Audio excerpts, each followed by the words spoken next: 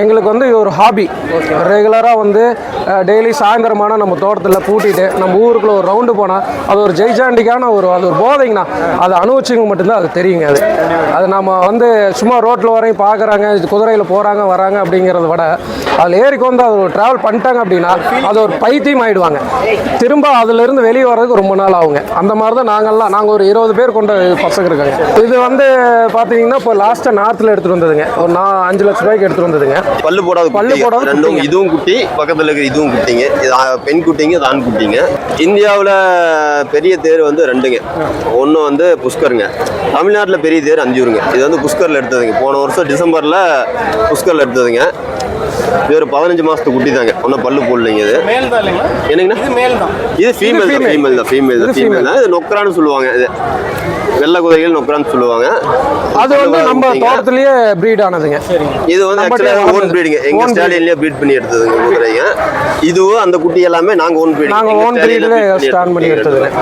5 லட்சம் ரூபாய் சொல்றீங்க. இப்ப அந்த அளவுக்கு ஒர்த்தபிளான இதுதாங்க. ஆனா ஒர்த்தபிள்னா அதாவது மார்வாரி காத்து வரைக்கும்னா ஒவ்வொரு இது இருக்குதுங்க. சுழி, ஸ்டைலு, காது, நிறம், ஒவ்வொன்றும் ஒவ்வொரு இது இருக்குதுங்கண்ணா. இப்போ இதுக்கு பார்த்தீங்கன்னா அந்த காது முட்டணும்பாங்க. இந்த காது முட்டினது சுழி மொத்தம் 12-16 சுழி இருக்குதுங்க. அதில் ஒரு 10 சுழி கரெக்டாக இருந்துட்டு அந்த குதிரை ஓகேவான குதிரை நம்ம தமிழ்நாட்டில். ஆனால் நார்த்தில் வந்து அதெல்லாம் பார்க்க மாட்டாங்க.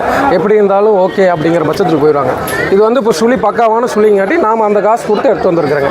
ஸ்டைல் பாருங்கள், அந்த காது வந்து இப்படி முட்டணுங்க. அதுதான் அந்த காத்வாரிக்குள்ள அந்த இது வந்து அது அப்படி இருக்குங்க. அப்புறம் காலும் பார்த்தீங்கன்னா கலரும் பார்ப்போம்.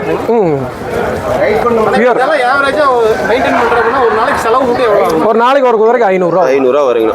ஒரு குதிரைக்கு 500.